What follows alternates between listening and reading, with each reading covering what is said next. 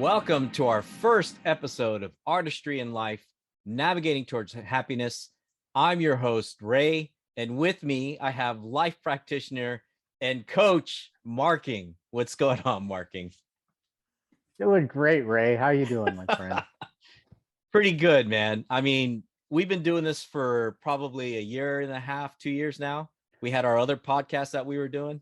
Yeah, we finally got to lay that one to rest, and I think it was a timely thing. I think we were all three of us, Riza, yourself, and myself. I think we expanded from that. I think we grew, and you'd made a comment before about how it was time to grow up, and I think moving towards artistry and life is that we are growing up. Okay, that's a good thing.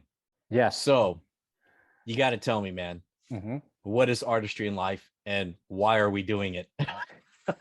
Well, artistry in life is my coaching practice. And what it is that I do is that I help to provide tools, perspectives, and concepts and practice in helping to help people navigate towards happiness with a lot more ease, flow, and grace.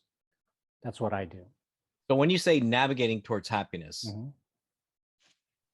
what is it? Am I not a happy person? What if I'm a happy person and I'm just looking for something else? Is that kind of like the ease, flow, and grace? Like, it doesn't matter if I'm happy or sad, I could still. Yeah, I mean, most of the people that come to me have issues that they want to work through. In some cases, people are in this happy state of being, yet they feel stuck in certain areas of their life. So I help them move through that process. I provide tools, perspectives, and a practice for them to really use and help themselves navigate towards happiness. So who do you coach? Do you coach like, sports stars, just regular guys, women? What do you do? This work is available to everyone and anyone. I focus on artists and creatives and also with high performance athletes. That's part of the funnel. Even more niched people of color, and even more niche than that, Filipino Americans. I got it. Let's give our audience an example of what coaching or finding coaching or being mentored looks like. You mentioned Bruce Lee. Like, Bruce Lee is one of your favorite martial artists. Yes. Did he have a coach? Did he have a mentor? Oh yeah, absolutely. Ip Man, right? That was one of the more well-known instructors for Wing Chun when Bruce Lee was studying that. It's funny that you mentioned Bruce Lee. I know we've had this we've talked about Bruce Lee in past conversation, but I model my practice around Bruce Lee's philosophy. Bruce Lee promoted in his martial arts a style with no style, right? That was part of his, or one of his mantras.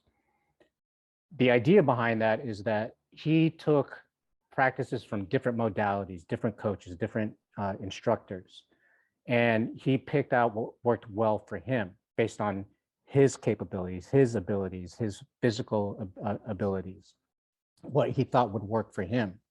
He took all these different pieces and made his own style of martial arts. In doing so, he created artistry for himself in martial arts. For myself in artistry and life, that's what I do, and that's what I promote with my clients. I take different ideas, different concepts, different modalities, different practices, and I take what works for me. And when I use those tools and practices, I start to get more acquainted with them and use them to my abilities based on who I am and how I feel about things or how I may view things. And I create my own artistry. That's what I promote with my clients. I provide them some information for them to take a look at, for them to practice with, to use. And at the end of the day, they get to use what works for them and create their own artistry in their own life. I don't particularly prescribe a style, but I hold space for people to find their own style. How would one approach like a person of color, like the Filipinos that are out there that's never heard of coaching before?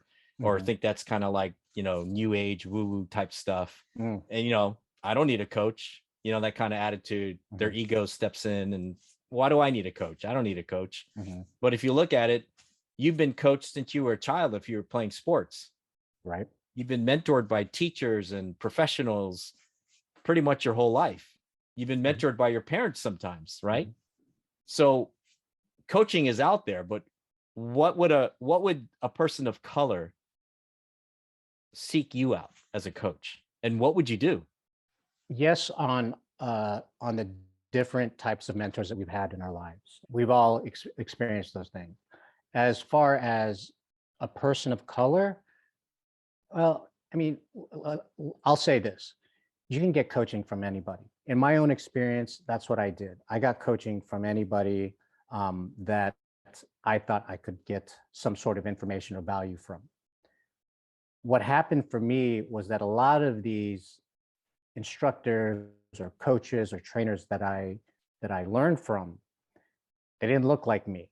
So the information that I was receiving from them was really met with a little bit of a resistance on my part because I I had it in the back of my head like, how are you guys going to tell me how it is that I feel? You have no idea what it's like to be in my shoes. Even though the information was good, I still had resistance around it because I just really felt in my heart that you can't speak to what it is that I'm experiencing in my life. So part of the reason why I got into coaching is that I wanted to be able to at least be one of those people of color to be able to provide space and hold space for others who may be seeking some sort of guidance in their mental or emotional ways of being. So, we're people of color. What's the difference in, say, like being coached by a Tony Robbins or being coached by you? It is a cultural difference. It's like Tony Robbins doesn't know how it is to grow up with two Filipino parents. When I'm coaching people of color, there's a relation that we have. Let me rephrase that. There's more that we can speak to. There's more commonalities and more insight that we can speak to and communicate with, and it makes it easier for my clients to maybe feel more comfortable in talking about whatever may come up for them that's based around their culture or just being a person of color, and being able to have that insight and being able to have that back and forth with someone who is of like mind or at least of like experiences. I believe provides a level of comfort, a level of trust, a level of safety. Not that these other coaches don't provide those things, but I just feel like there's another level of comfort, and when you're able to be at that level of comfort, then you're able to open up and be more vulnerable with what it is that you're trying to work through. And if at the end of the day we're trying to navigate towards happiness, the more vulnerable and more open and more honest that you are in this process, you know, the more value you're going to get out of your practice and out of your journey. So what kind of example can we give our audience regarding Filipino culture? Like if, what I could remember is my parents telling me to go to school, get good grades so I could get a good job. But they also wanted me to be either a attorney, a doctor, a nurse, Mhm. some profession like that, an engineer. And that's kind of like how we grew up. Mhm. And I know there are other cultures out there that their parents pressured them to be who they wanted to be, or Mhm. who the parents wanted them to be. And Mhm. listen to me, because I know what happiness looks like for you, Mhm. right? So what is that? What would you do to help someone like me that went through that? What I can say off the bat as far as that culture aspect of it, where we are expected to go into law or go into medicine or be an engineer or having one of these high profile status jobs. First of all, we can't throw our parents under the bus. They only wanted what's best for us, what they think would provide us happiness. But in today's world, happiness evolves. Our views on happiness start to change. We start to realize like these jobs are not what makes me happy. And sometimes you want to move in a different direction. In my particular story, you know, my dad wanted me to go into the corporate world. He wanted me to go into the West Point, and you know, and all well intended. And you know, and I went through some of that process for a little bit, but then at the end of the day, I had to ask myself, because I wanted to move in a different direction. I wanted to move more into the creative uh, arena. I had to ask myself, who am I living my life for? Am I living my life for my parents, or am I living my life for me and what makes me happy? And it was a tough question to even ask myself, because we're so conditioned to do what our parents tell us to do. Um, and you know, that's the question that I help to ask, have the clients ask themselves. And that's just the tip of the iceberg. You know what I mean? We get to ask those questions and many more questions, and dive deep into finding out what that happiness looked like for you, and giving you again the tools and the concepts and the practices to navigate through that. I like what you said, because you know, you're talking about parents, Mhm. and our parents are in our ears since we're born, Yeah, they're our right? parents, right? I mean, they're telling us what to do Yeah. at least the first 20 years of our lives, if not longer, Mhm. right? Or they want us Probably to be, longer. probably longer, but they want us to be, if you know, if our parents had a business, they want us to be part of the family business. If they Mhm. want, you know, if they're a doctor, they want me to be a doctor. If they're an attorney, they want me to be an attorney. Mhm. But like you said, what if I just want to be a creative, an Yeah. artist, you know, an actor, things Mhm. like that? It's like the Filipino culture or any Asian culture, they look kind of down on that, Mhm. but then Mhm. they celebrate the celebrities. So it's kind of weird. Right. Because all they see is the success. Yeah. And they also, they see the success of all these artists, but they also know in the back of their minds too that it's a tough business. So Yeah. again, what they're trying to do is make sure that you're happy. And the way that they found out what happiness was hard work. I got to do this. I got to do that. I got to follow what my parents say. And if I do that, then I'm going to be happy. But you know, nowadays, like I said, the evolution of what happiness looks like for us changes. And for a lot of us, we come up on the question of like, is this what I'm going to do for the rest of my life? Am I going to be this miserable in this job for the rest of my life? Or am I going to really choose something that's going to make my soul smile? Am I going to move in that direction? Because if you're doing something that's just sucking the soul out of you, that's just crushing your soul, that not only affects the relationship that you have with your job, it also starts to affect the relationship that you have with your spouse or with your kids or with your friends and other family members. Then there's resentment that starts coming. You know, you start getting resentful from with your parents. It's like, I can't believe you made me do all this stuff, and now I'm just miserable. I hate my fucking life. You know, Yeah. who wants to live that? Who wants to live that? That's that 40-40 plan. That 40-40 plan. 40 hours a week, 40 years of your Yes. life. Yes. Yeah, exactly.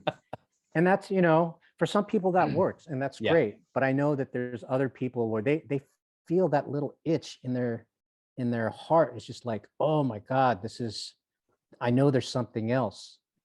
And life is meant to live. Life is not meant to be a cog in the wheel.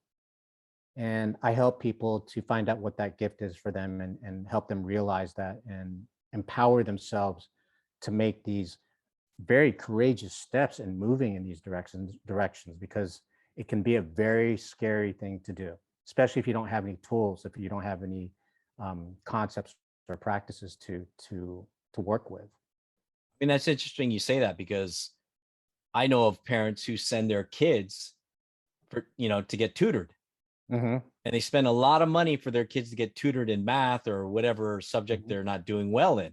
Hmm. So tutoring is pretty much coaching, right? Hmm. So Hmm. what kind of tools and what do you want others to achieve being coached by you? I mean, there's so many. I mean, we can't go into all these different tools in this first episode, but like I said, I think what we'll do is we'll introduce people to these tools in a very broad sense, and then as we go further along in these episodes, we'll go deeper and deeper into those. But some of those tools involve anything and everything from affirmations, how to effectively use affirmations. Journaling is a tool that I use. Meditation is a huge tool that I'm a huge advocate of meditating. Reframing to reclaiming is a, and I can get more into that in another episode, but these are just a couple of lists of tools that I use in my practice when I'm working with my clients. So how long does one need to be coached by you? Do you kind of figure that out? Is it 30 days, 60 days, 90 days?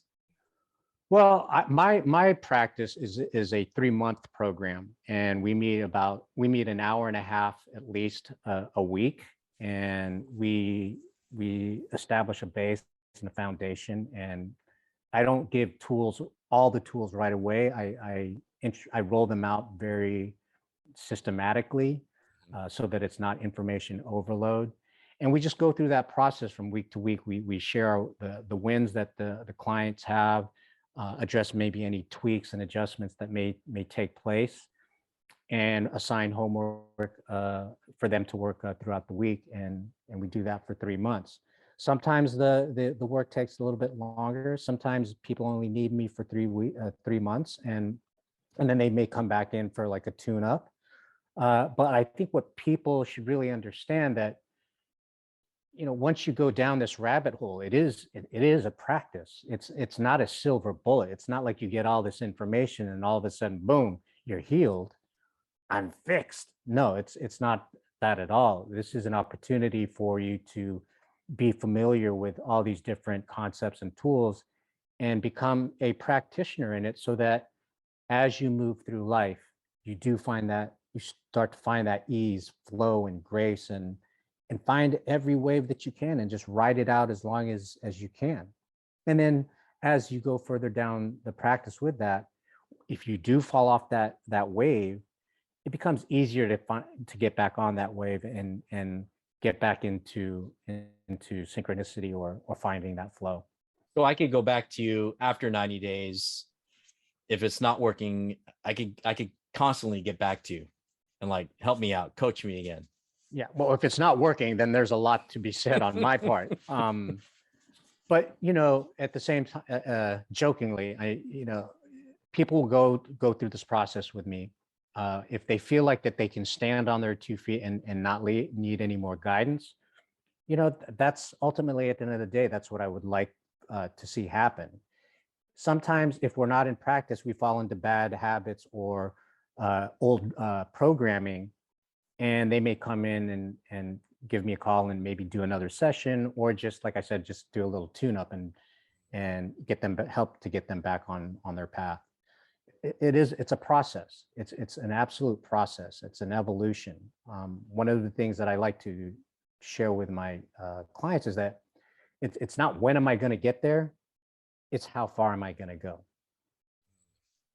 right? Meaning, you may attain happiness, but if you're just going to stop there, why would you do that? If you have the tools and practice, why not continue and expand that happiness and see where that takes you? Yeah, because I could be happy at my job, but I'm not happy at home. Yeah. Right. So yeah. And why are you happy at work and not at home? I don't know. You know what I mean? Like, yeah. So that's where we get to do a deep dive on and taking a look at things like that, and really start to address maybe some deeper issues that may be in there that you may not be aware of. Part of what I do is help to see blind spots, right? Mhm. We may think we know what's happening. Part of what I do is saying, oh, okay, I can understand this perspective where you're coming from. Have you thought about looking at it from this perspective? Part of what coaching is asking powerful questions so that people have that opportunity to take a look from another side. And if they see that, there may be an aha moment for them where it could be a total game changer in the way they view things or how they operate. And magic can happen from that. Is coaching and therapists, is it the same, or is it, where's the difference there?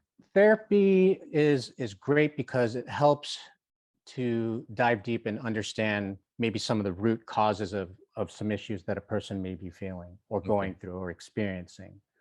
Coaching does the same thing, but coaching also helps to keep that person accountable in the practice of trying to navigate out of that. So you're with me constantly. Mm-hmm. You're hand holding me. I'm hand holding, and maybe I might clear the path a little bit for you, or just guide you. A lot of what I do is it's kind of like directing. I also have a directing background, and the analogy I like to use is I'm basically helping you with the character development of your life. Ooh, that's deep. Yeah. Yeah. Okay. And that's also why I focus my practice on artists and creatives, because I can speak to that. My practice is also open to athletes, is because I do have a competitive sport background. I've played sports all my life, and with those two areas of my life, I can speak to that and provide examples that are easily accessible to my clients in that way. Last question. Okay. What do you want our audience to know during this whole process? You know, I think the biggest thing I would want our audience to know is that if you are feeling any sort of unhealthy emotional or mental ways of being, to go seek out a therapist, to go seek out a coach, because the work is proven, it's valuable, and just, again, being on the other side of depression for myself was such a huge thing. And I really believe that if everybody had these tools, life would just be so much easier for everybody. So get a fucking coach, whether it's with me or somebody else. Go get a fucking coach. You're not gonna go wrong in searching that out. I will say that in doing that, there are bad coaches out there, just as there are bad dentists out there, or bad doctors, or bad physicians. There's a process of going through some of these coaches and finding out which speaks to you, which one speaks to you, which one you feel more comfortable with, which one you feel safest with. Like, you have the opportunity to take a look at all these different coaches and see which one is a good fit for you. Most importantly, though, my suggestion in looking for a coach is make sure that it is someone that you feel very comfortable with, very safe with, that you can be open and vulnerable and very honest with. Because when you are able to approach this process from that lens, from being open and honest and vulnerable, that's when you can really get some really good work. That's where the juice is. You get a lot of that, a lot of value, a lot more value out of your journey if you look for someone who provides that and holds that space for you. So find someone that you could relate to, and they, you could work with them so they could help you out. Basically, that's what you're saying. Mm-hmm. Absolutely, 110%, 110%. So before we go, I know you're a quote man. Got any good quotes for our audience? Yes, I do. And this speaks a little bit to mindset, may speak to where someone's at right now. And I'm not sure who had said this, but I would like to give credit. So whoever said this, you officially get credit. The quote goes a little something like this: "Are you fighting for your soul, or are you fighting for your limitations?" All right, Coach MarKing. How does one get a hold of you? One would get a hold of me by reaching out on Instagram at Artistry and Life, or you can go to my website at artistryandlife.com. Those are two places where you can get a hold of me. We'll also have that in the show notes as well. All right. I just want to thank everybody for listening to our first episode of Artistry and Life, Navigating Towards Happiness. I want to thank you all for listening. Don't forget to like, subscribe, and comment. You guys know what to do. This is all millennial stuff. You guys get to do all that stuff. You know what to do. And thank you guys. Appreciate it. Thank you. See you on our next episode. There we go.